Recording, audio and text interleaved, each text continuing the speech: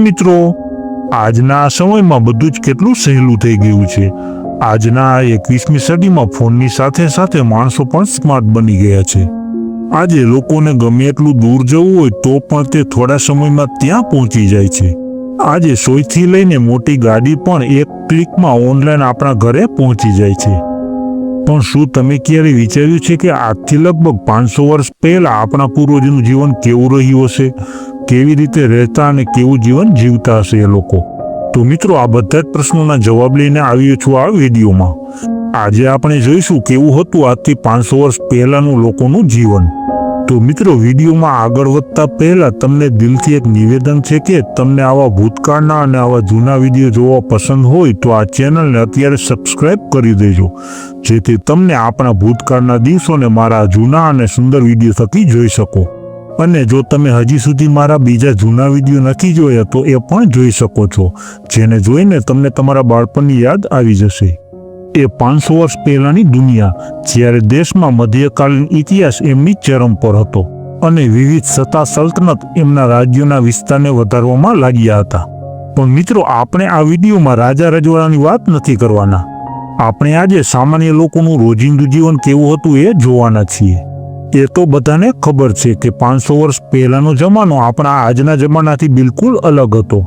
એ સમયમાં દુનિયા ઘણી જ મોટી લાગતી, કેમ કે આવન જવન માટે ફક્ત પગપાળા ચાલવું, ઘોડેસવારી કરવી અથવા નદીમાં હોડી ચલાવવી સંભવ હતું। એટલા માટે લોકો એમના આજુબાજુ થોડા કિલોમીટરના વિસ્તાર સુધી સીમિત હતા। થોડા દૂરના કિલોમીટરના વિસ્તાર એમના માટે એકદમ નવી દુનિયા જેવા જ લાગતા। આપણામાં એક કહેવત છે કે 12 ગાવે બોલી બદલે। એ કહેવત પ્રમાણે થોડા કિલોમીટર પછી બોલી બદલી જતી, કેમ કે 12 ગામ પછી લોકોના એકબીજા સાથે કોઈ સંબંધ જ નહોતા।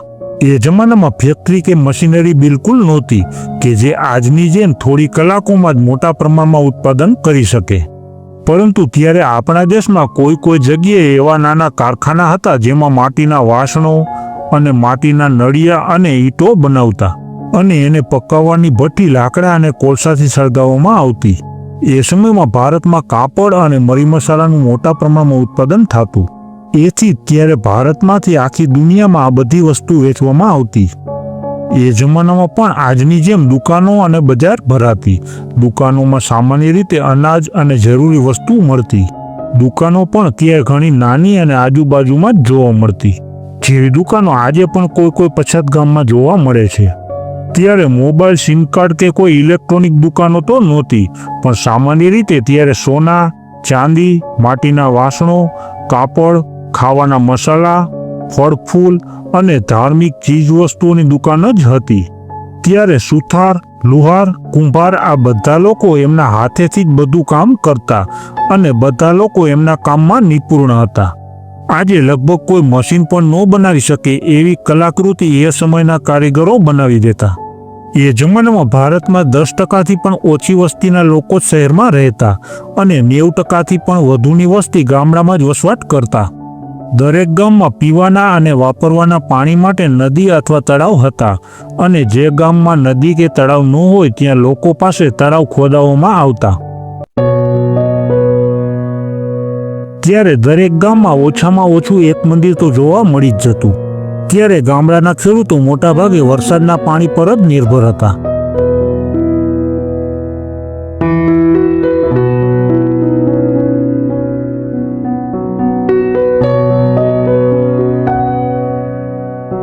પાંચસો વર્ષ પહેલા બધા જ મકાનો અને મહેલો સામાન્ય રીતે માટી, હાથથી બનેલી કાચી ઈંટ, લાકડા અને ચૂનાથી જ બનેલા હતા।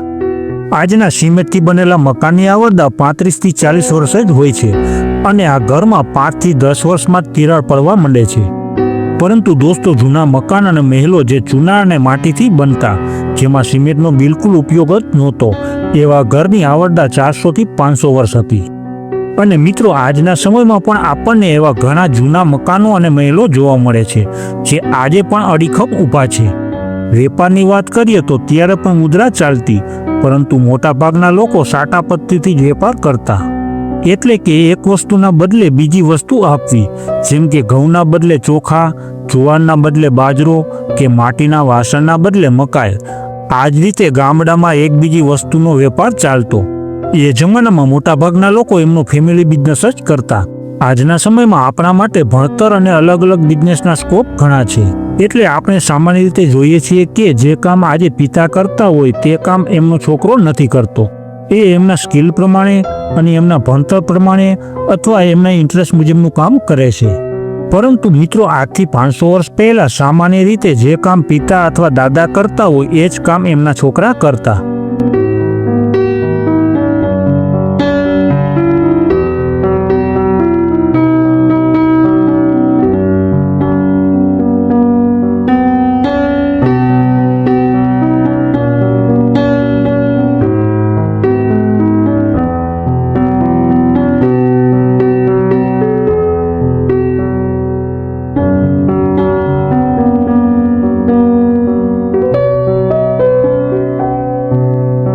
હવે વાત કરીએ ન્યાયતંત્રની, તો મિત્રો ત્યારે રાજ્યના અને મોટા ફેસલા તો રાજા જ કરતા.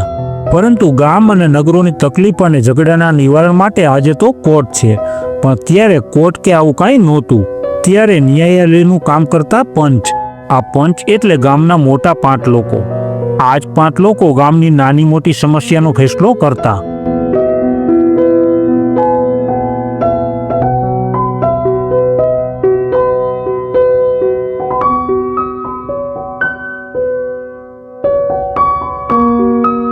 મિત્રો, એ જમાનામાં મોટા ભાગે એરેન્જ મેરેજ જ થતા અને આ લગ્નમાં છોકરી અને છોકરા બે અલગ અલગ ગામના જ હોવા જોઈએ. ત્યારે મોટા ભાગે લોકો એક ગામમાં કે એક ગોત્રમાં લગ્ન નહોતા કરતા. જો કે ત્યારે જે પણ લગ્ન કરતા એ આજુબાજુના જ ગામમાં કરતા, જે 5, 10 કે 15 કિલોમીટર દૂર જ પડતું હોય. અને ત્યારે જાન એક દિવસ માટે નહીં પણ 4 કે 5 દિવસ માટે જાતી. અને આ જાન બળદગાડામાં જ જતી. અને જાનૈયાઓનું સ્વાગત 4-5 દિવસ સુધી કરવામાં આવતું.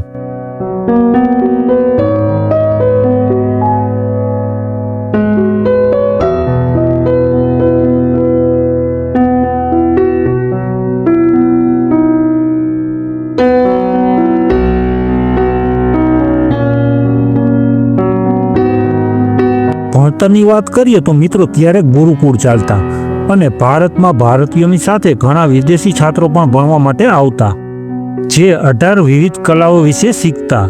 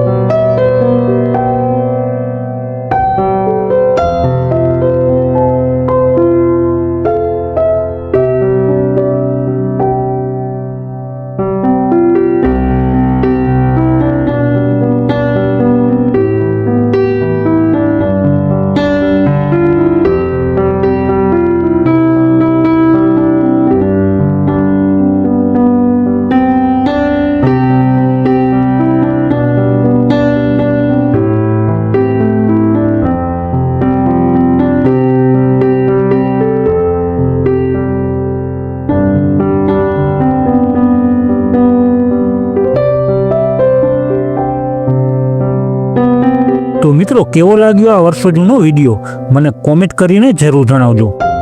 તો આ વિડીયોમાં બસ આટલું જ. તો ફરી મળીએ આવા જ એક બીજા વિડીયોમાં.